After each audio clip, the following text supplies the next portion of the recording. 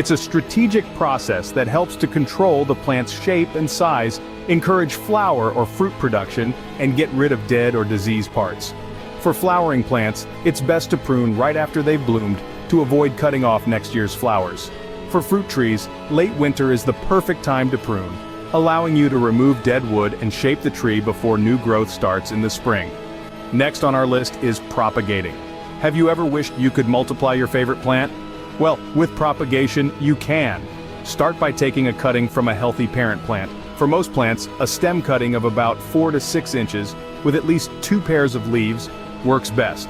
Remove the lower pair of leaves, dip the cut end in rooting hormone, and place it in a pot with moist, well-draining soil. Cover the pot with a plastic bag to create a mini greenhouse and wait for the magic to happen. In a few weeks, your cutting should start growing roots, ready to become a new plant. Now let's talk about rejuvenating tired plants. Even the best cared for plants can sometimes look a little weary. But don't fret, there are a few tricks you can use to perk them up,